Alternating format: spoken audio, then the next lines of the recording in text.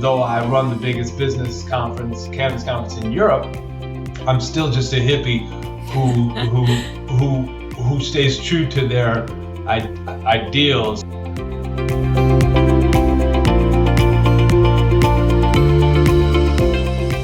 Hi, my name is Karina Macosko from Academic Influence, and I'm here with Alex Rogers. And yesterday we talked with Dr. Howlett, who gave kind of the more scientific view of cannabis. But today we're going to talk to you, and you have more of a activism perspective. So can you just give us a brief rundown of how you got into this field and how you got into cannabis activism? Sure. I guess I've been in the cannabis space for about 30 years, since 1992, when I moved to Santa Cruz, California, and I was introduced to a guy named Jack Hare, and he was the author of a pretty famous book about cannabis and the cannabis conspiracy. It was outright called The Emperor Wears No Clothes, and I started working with him on legalizing cannabis in California in 1992, 93. And basically that's how I got my start. And from all those experiences and all those cool people I met and all the things I did, it kind of, my crazy life kind of turned into a career. Wow. And so now you run kind of a conference, and can you just kind of tell us what is the purpose behind that? Is it to educate people on cannabis, or just tell us about that? Sure. So my conferences are something that were spawned from the medical marijuana clinics I own in Oregon. And as the law started changing kind of rapidly, there was just a whole litany of questions that were coming at us. And I kind of had this eureka moment where I was basically, figured out another business niche to educate people on cannabis business. Up to that point, I had done a lot of educating people on cannabis policy or drug policy reform. But at this time, it wasn't so much about, should we legalize pot for humanitarian purposes, for civil liberties, reasons of civil liberties, but rather, are people, how much money is this a business, and can people make money off this, and can this help the economy? And this was kind of just post-recession. And so I started the conferences in Oregon, the Oregon Marijuana Business Conference. That became the biggest in the state. And then from that, we started the International Cannabis Business Conference, and then that eventually became worldwide. So the idea is it's a business conference, and we educate people on all things cannabis business, but at the same time, there's an strong underlying narrative because of my pedigree, the activism that's involved with making all the business possible anyway. Wow. So how big is the cannabis business industry, and how much have you seen it change since you first started in this? Well, it's changed a lot. There's always been an underground cannabis industry. And so, the cool thing is it not only is it becoming above ground now, but then there's all these ancillary businesses that are involved in the cannabis industry too, just like almost any other industry at this point. So 30 years ago, the cannabis industry was us making like hats with cool little logos on them, or for some band, Fishbone or Cypress Hill or something like that. That was like big time back then. And now you're talking about hedge funds worth hundreds of millions of dollars for cannabis, insurance companies, laboratory equipment. I mean, the horticulture industry now, a lot of the mainstream horticulture industry, have cannabis niches now.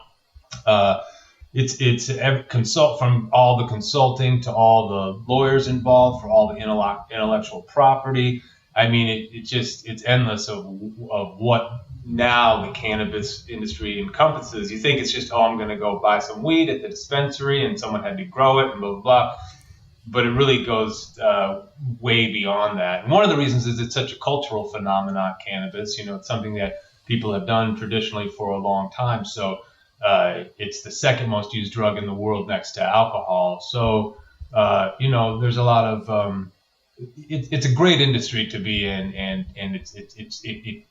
though it has been usurped by the corporatocracy in some ways, it's still not the corporatocracy. It's still not people are crossing over from all types of industries into the cannabis industry and just saying, wow, this is a great industry. The people are great. I don't have to keep up quite the same veneers I would in a normal workspace. But yet you guys are all really professional and get shit done. So that's kind of it in a nutshell of where it's come, in 30 years. Interesting. And why do you think it's changed so much over 30 years? Do you think it's because of activists like you, or do you think it's because of these people who are coming in from different businesses into this new niche? Or I'm sure it's probably a mix of both, but... Yeah, it's a mix of both. It's kind of symbiotic. They feed off each other. I mean, I was an activist for a long time, and with signs on Haight-Ashbury, saying legalize weed many years ago. But one thing I realized in business as I started my medical marijuana clinic in Oregon was I was really able to change the perception and the industry and some of the laws just pertaining to the criminalization of cannabis by doing all my work for my clinic. And there's a lot of reasons why that is, but the main thing for me was, as an activist, I almost felt, well, now I'm going to be a businessman. I'm not just a hippie anymore. I'm going to be a businessman. And so do I feel guilty a little bit about that? And no, I don't. I don't want to feel guilty. I got to grow up and I got to feed my family, right? Right. But at the same time, what I realized as a byproduct of doing just kind of what I had to do was actually it became even more important than or more, I don't know, effective, I would say, than what, as I determined it, seemingly from my business work. So that was a cool that was a cool realization. Wow, and something that I asked Dr. Howlett yesterday, it's kind of a vague question, but do you think that cannabis is good for us? I mean, there's probably so many layers to that question, but just kind of giving an overview, do you think it's good for us?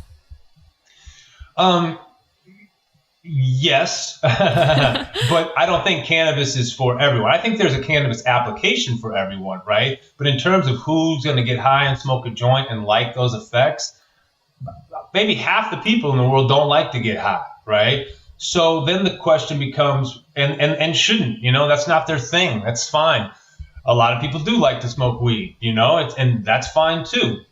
But in terms of is it good for you or not?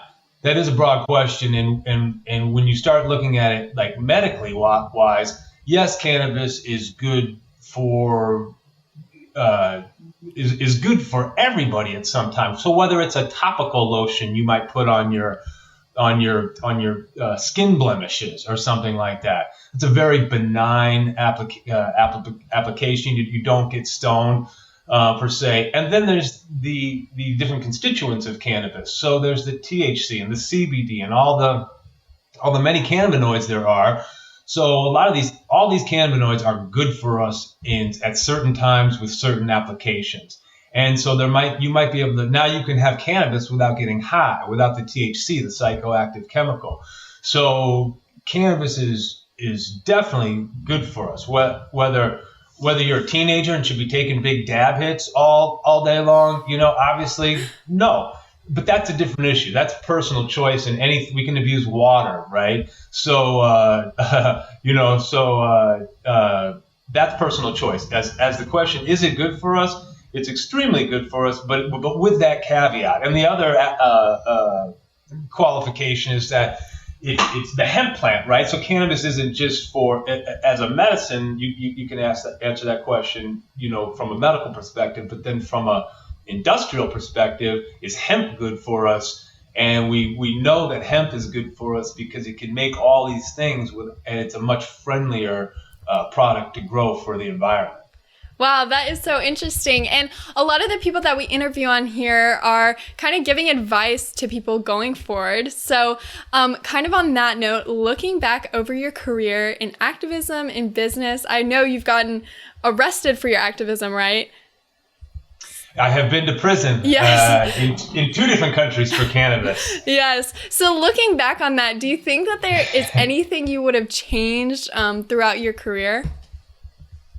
Well, I think as one gets older, if there's not things they would have changed or would have done differently, then they're not really being that introspective. But Right. all I can say is this: with the most important thing with cannabis business, this is what I tell everyone everywhere I go in the world when I speak and when I start off my conferences. My narrative is whatever happens with business, the most important thing for cannabis policy is that it's decriminalized.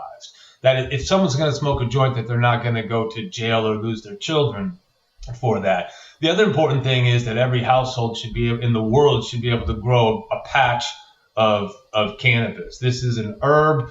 It's much more benign than all the reefer madness has propagandized it the last 70, 80 odd years. And so in terms of just civil liberties, it's important that people don't go to jail for cannabis, and it's for at least consumption. And it's also really important that everyone can grow a small home garden.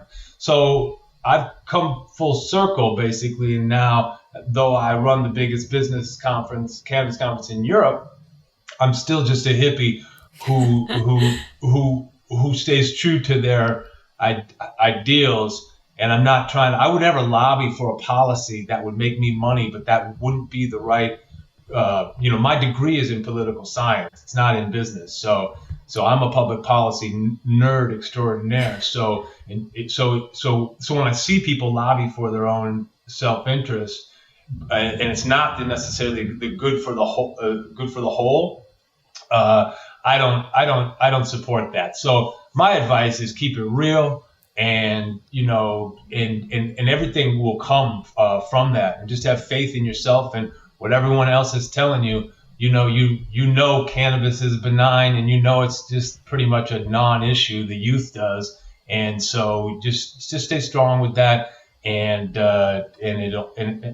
everything will come. You don't have to volunteer information or always shoot yourself in the foot, but just know that this struggle, I don't even know how you guys look at it as a struggle, young people in states that it's legal, because it's not anymore. But in a lot of places, I think, where are you, North Carolina?